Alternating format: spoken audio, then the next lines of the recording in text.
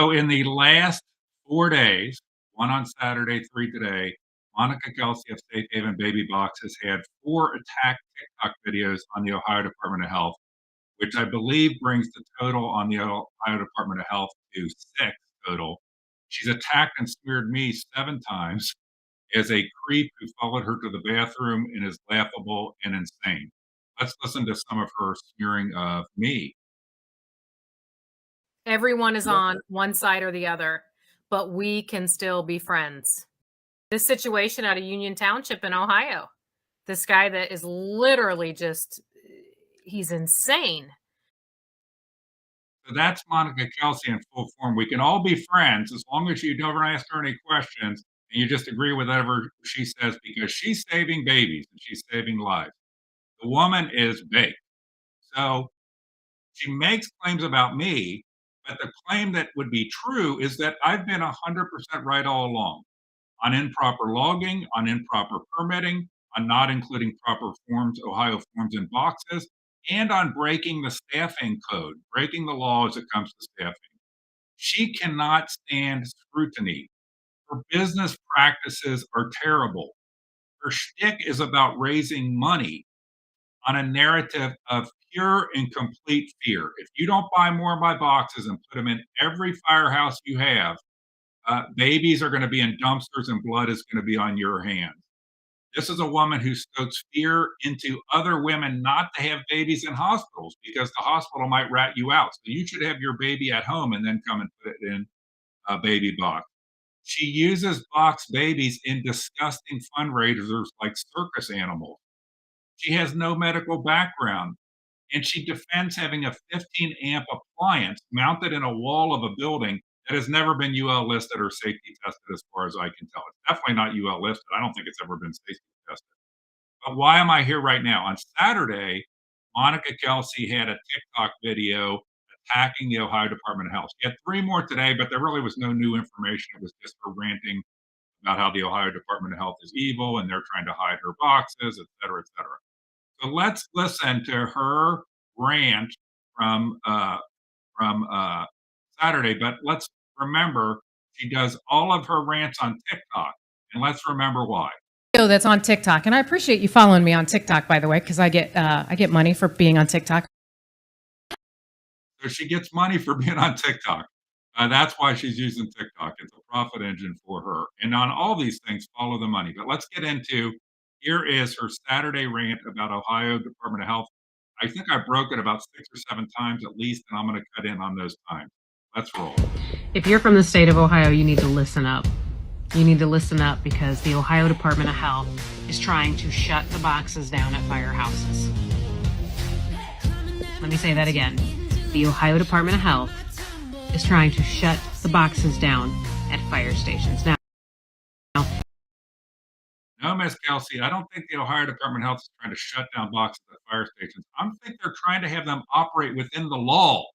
That's something important. I know you encourage that we should look the other way at the law. We should look the other way if a baby's over 30 days old that's put in a box, all that stuff, because you've said it in your videos. But they're trying to make sure these places operate within the law. Fire stations, police stations, and hospitals are already legally safe haven locations. If no one answers at the door, though, if you knock or ring the bell, then you have to wait or you have to go elsewhere to drop off your baby. Why? Because there's an importance to getting immediate attention on that baby when it is handed off, that it's not sitting around in a box somewhere.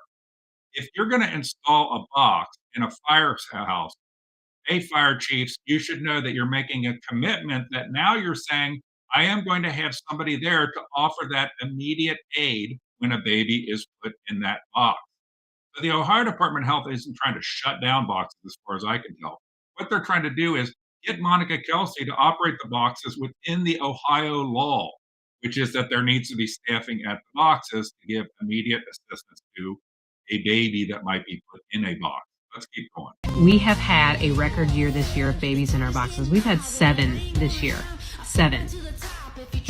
We've had 6 babies come through baby boxes at fire stations.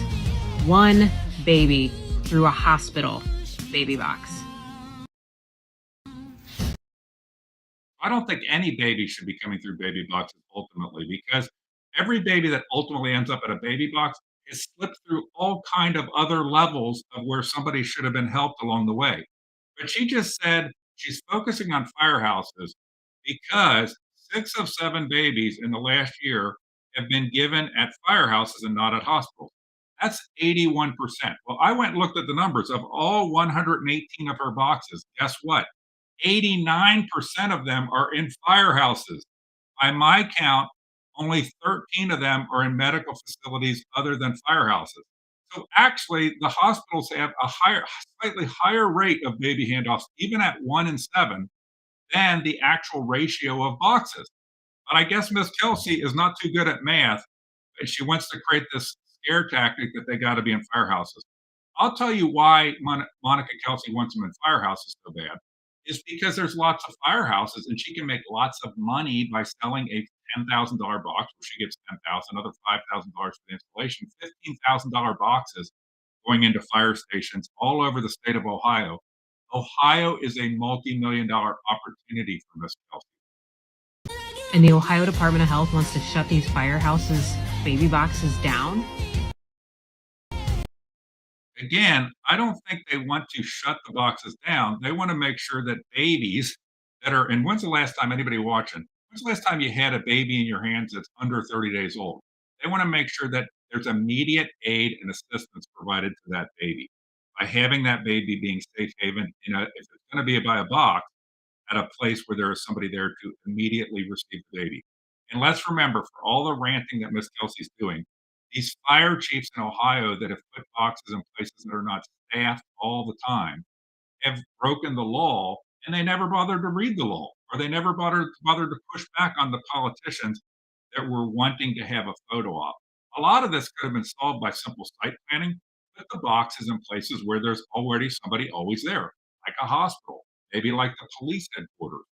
At fire stations, when the firemen go on runs, there's nobody there, and that can be for a long The time. part that's really going to make you upset, though, is when I tell you why they want to do this. It's not because of the box or anything like that. No.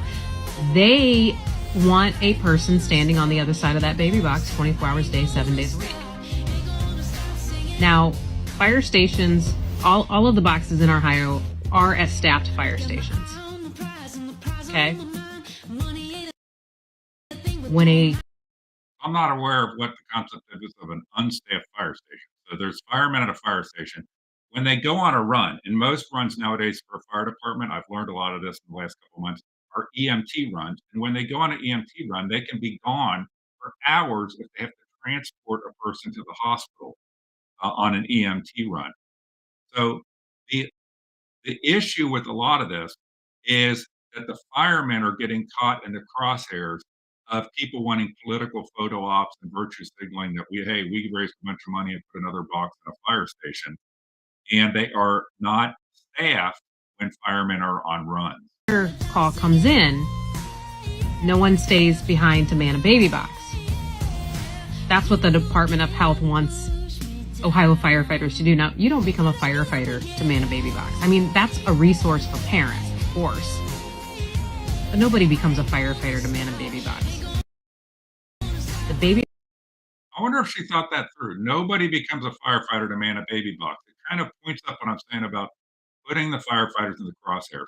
And by the way, when a newborn baby, if she's actually getting the target audience that she says, which would be people that are one step away from putting the baby in a dumpster, that probably had their baby at home under a lot of stress, may have mental health issues or drug issues. These babies going in these boxes, if that were the real audience, should have notable issues. I made a list, I put a list online one time of the typical medical issues of babies like this. I apologize if I say any of them wrong. Endometritis, hemorrhage, preeclampsia, infection, sepsis, stroke, cardiomyopathy, pulmonary embolism, and on and on. Amazingly, and I'll come back to this in another video, babies in Monica's boxes are almost always healthy. That's kind of odd, isn't it? When these babies are supposedly one step away from the dumpster. But again, she said it, not me. Firemen are not there, and they're not in the business of manning baby boxes. The person in the business of baby boxes is Monica Kelsey, and it's a very lucrative business to be in baby boxes. Baby box calls 911 on its own. They don't have to be in the building. They don't have to be up the street. We have baby boxes in volunteer fire stations. Why? So that's not quite correct by her own provider guide. If it put a baby in one of her baby boxes, assuming it works correctly because it's never been tested for somebody like UL and assuming nobody gets shocked or anything goes wrong like that, it has a two-stage alarm. The assumption is that somebody gets the baby before the secondary alarm goes off that triggers a 911 response call. The 911 is supposed to be a backup if, due to some unforeseen circumstance, the person that's supposed to be there to retrieve the baby and render immediate care, something happened to them. They fall down, they took a header, they had a medical issue, and so on and so forth. So it's supposed to be person there that gives immediate medical assistance. Secondary system where a 911 call takes place in the case that person's not there. And remember, if you look at her provider guide, there's no specific standards for the alarm system. There's no common standard. It's do it yourself for each box based on the particular systems being used by that given township or municipality. I want to remind everybody that these things are not foolproof. If an alarm were down 1% a year, so 99% of the time it worked, 1% down, that means 88 hours a year, the alarm's not working. If that's 5%, it's 438 hours a year. Think about this in terms of your internet. Most of these things are IP based at this point.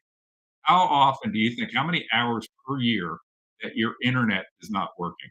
And is that acceptable to have a no backup system? Only go to like 911, have nobody there at the box. We'll just go put them at Amazon locker location and people can drop their babies there and then 911 will come at some point 5, 10, 15 minutes in the future. Because they have cameras inside of them for eyes on baby at all times. And the box. So hold on a second. I knew this, but probably a lot of you didn't. These boxes actually have cameras built into them. I've never seen the picture. I asked to see the picture and was told they don't retain the video from the cameras, but there's a camera in the box. I don't know what exactly it sees. When you put the baby in the box, is it seeing who's putting the baby in the box and what's going on? But she lets something slip there that she tries to hide from people, that these boxes are actually cameraed. And how those cameras work, what we see, I haven't seen a lot. Maybe she's put online somewhere what the video is of these cameras and what they actually pick up from these boxes. But I think a lot of people will be surprised that this system that supposedly to Monica Kelsey is 100% anonymous, has to be completely anonymous, actually has a camera built into it. 911. These babies are only in these boxes for roughly 2 minutes. And the Ohio. They're only roughly in the boxes for 2 minutes. You know what that's called? Bullshit. If there is somebody there to render immediate aid, then they might only be in the box for a minute or 2 minutes because there's somebody right there and there's an alarm that happens in the station itself, a localized alarm. If it has to go to that secondary alarm first, it doesn't get triggered for a minute for her provider guide. If nobody retrieves the baby in a minute, then it does the secondary alarm. The secondary alarm happens. I'm guarantee you, it doesn't take a minute. In a minute from a 911 call, that somebody shows up. How long is it? It probably depends a lot on where the box is located. 5 minutes, 10 minutes, 15 minutes. If you took a baby 30 days or less and left them in your car while you ran in, to pick up a prescription at the pharmacy, and a cop saw you, you would get charged with child endangerment. If you have not, again, held a 30-day or less baby in your arms recently, you need to go find one and do it and get a feeling for how helpless a 30-day and under baby is and what kind of world we're living in where there's a notion of you throw it in a box, it calls 911, and 5, 10, 15 minutes later, whatever it may be, a policeman or somebody shows up at that box to retrieve and render aid to that baby. That's what Monica Kelsey wants. It's funny how she says that we need to pay any price, $15,000 a box, to have these boxes everywhere. If you don't agree with that, you want to kill babies. You don't care about babies. You want them to end up in dumpsters, and we should bear any price. But when it comes to the price of having a person there to be able to render immediate aid, oh no, we don't need that. We don't need that. We can save that money. Why? That money doesn't go into Monica Kelsey's pocket. The other money does. It goes into the pocket of Safe Haven Baby Box, which I think is I would love Monica Kelsey to disclose all of her relatives that work at Safe Haven Baby Box and how much each and every one of them gets paid. That should be publicly available information. I know her husband works there, her goofy son works there. I don't know if he does now, but in the past he has, et cetera, et cetera. The Department of Health wants to make sure the babies that are surrendered, there's somebody on the other side of that wall so that these EMTs and paramedics can get information from the parent. They want them to get ethnicity information and medical information. That's not anonymous, guys. That's not anonymous. So listen to what she just said. She kind of makes it up when she goes along, and she can't stand any inspection. I would love to debate this woman one on one over these boxes. I tell you what would happen. She would be all over the floor. She just said that the reason that the Ohio Department of Health wants there to be a person there is so that they can collect ethnicity and medical information. Now, hold on a second. So most of the time at a fire station, if they're not on a run, somebody's going to be there anyway. So, Miss Kelsey, are you saying that that's happening most of the time anyway? And now the Ohio Department of Health is they're only doing this because they're worried that there could be a time when the firemen are on a run and they're not able to collect this ethnicity and medical information.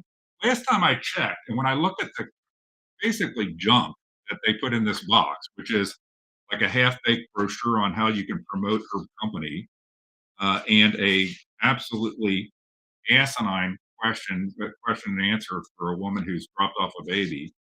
One of the things in here, the only person I know that's trying to collect information like that, Miss Kelsey, is you, because you put in there a private baby registry set of form that you want these people to fill out and send to you, so that you can have your private baby registry. That then you can then hopefully get these babies tracked down so that you can use them in your fundraising.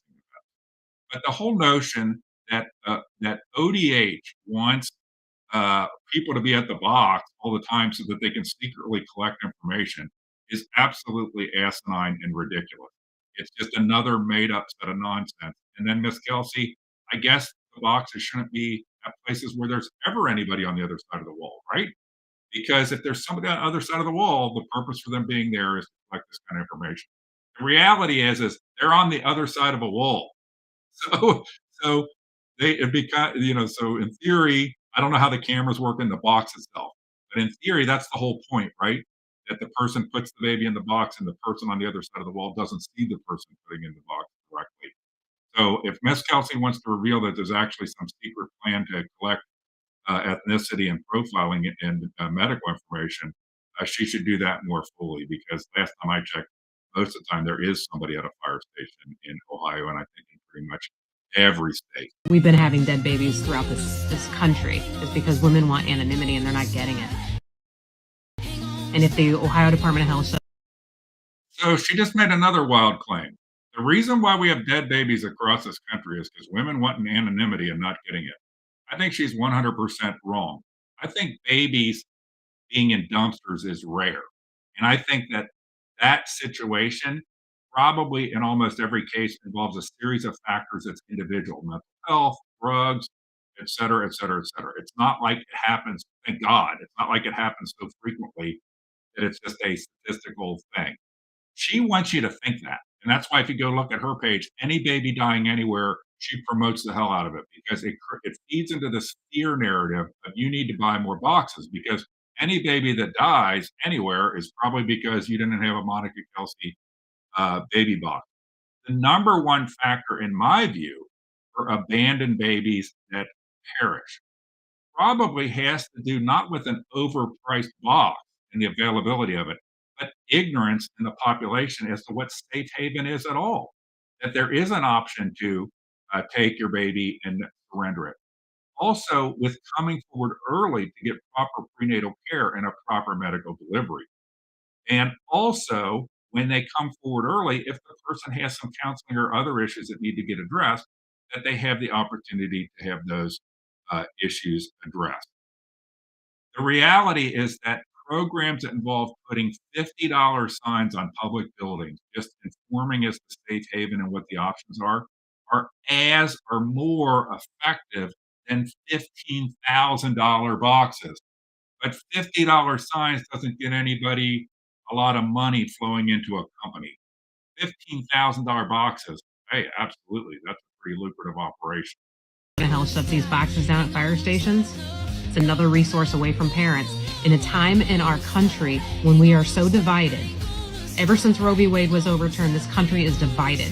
And now we want to take resources away from parents in Ohio in crisis? I think this is So, Miss Kelsey, I didn't know that we've only been divided since Roe v. Wade was overturned. I think we were pretty divided before Roe v. Wade was overturned as well, because I think abortion is a very divisive issue.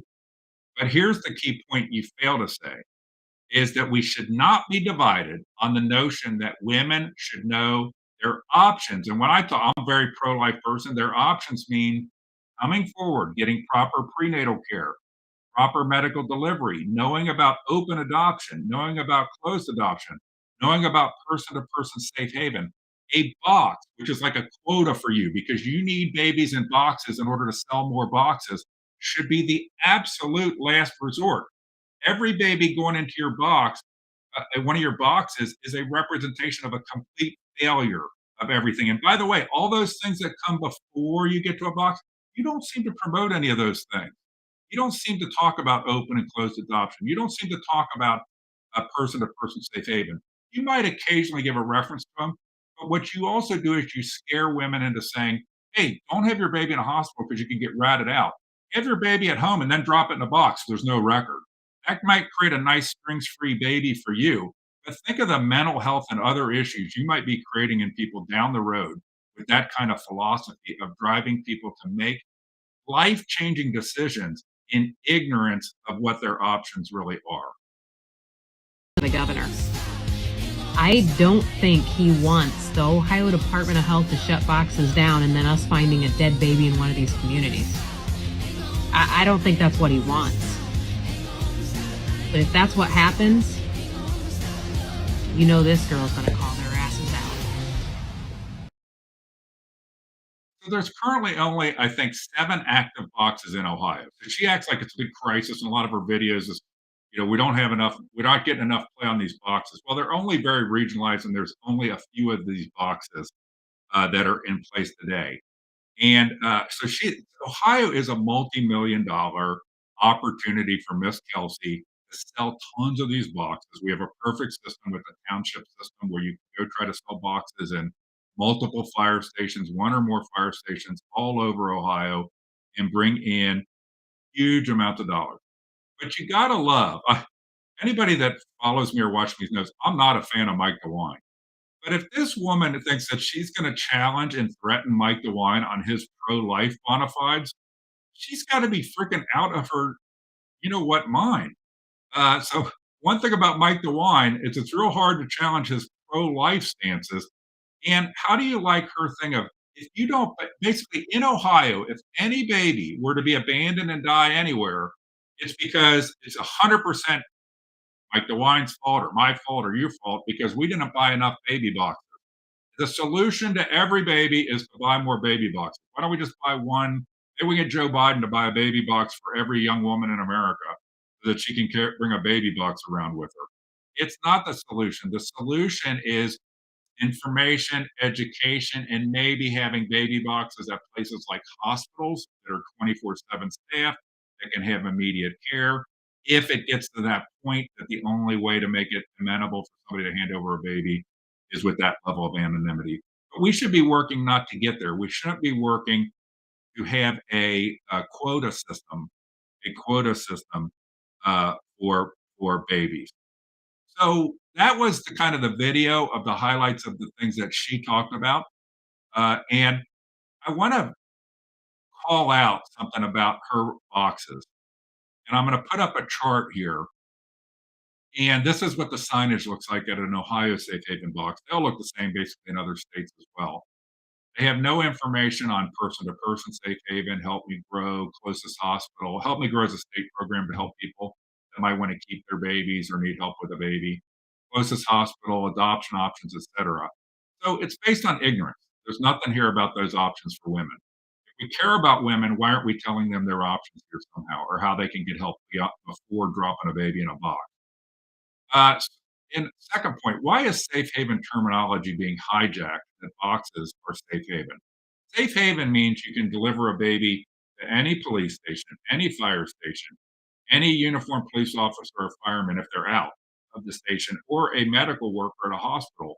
Those are all safe haven options right now. These places, how many people even know that? Frankly, I kind of knew it in the back of my mind, but I didn't really know that until I got involved with this and saw what was going on here with safe haven baby boxes. Also note, it says on the door there, do not open door unless you need a services. So paperwork, which by the way is a joke, this paperwork is a joke, promoting her company that is inside these boxes. It's not provided until the door is open and an alarm is sounded. So shouldn't it be available pre a woman making a surrender decision? Why isn't comprehensive information on the outside of the box? And then the alarm. If the alarm has, I already mentioned this, 99% uptime means it doesn't work 88 hours a year. 95% means 435 hours a year. Uh, the fifth point on here, why isn't this 15 amp appliance that is bolted to the side of a building UL tested or UL listed or safety tested? It's crazy that this is not taking place. Item six, why is private company trademark logo on government buildings? And this safe haven number, this 1-866-99 baby one. By the way, you might want to also have all the numbers there for somebody that might not know how the letters translate to numbers on their phone, or may not have that on their dialer keypad on their mobile phone, by the way. But who's manning that number? And are they on a quota to get babies in boxes? Are they on a quota to tell people, hey, come forward, learn about open adoption, et cetera, et cetera, et cetera? So, because of this, I am proposing these signs, and this is a draft, and it may change. And I am actually going to send communication to every firehouse that has a safe haven baby box in every state, offering to get them a sign like this. This one is for Ohio. It probably needs some tweaks, but what it is, it says, before surrendering your baby, know your options. You can get medical help for you or your baby, including prenatal care, safe delivery, and post-delivery care, just in case somebody looks at these signs before they've given birth. You can get to keep your baby, ask for help. You can confidentially surrender a baby 30 days and younger here at any police station, fire station, hospital. You can call 911 and ask for a first responder to come to you to surrender your baby confidentially. You can surrender your baby in a baby box 30 days or younger. And if you do, please take the time to complete the optional anonymous state ODJFS voluntary medical history for safe haven. If shortly, this is another thing Monica Kelsey doesn't want to have happen. If shortly after surrendering your baby, you change your mind, call 911 and tell them you seek a reunification. What she doesn't want you to know is that in traditional safe haven, 20 to 25% of the women who surrender babies within a very short period of time change their mind and want them back. That's why in states that have professional safe haven programs, they don't do press events when somebody surrenders a baby.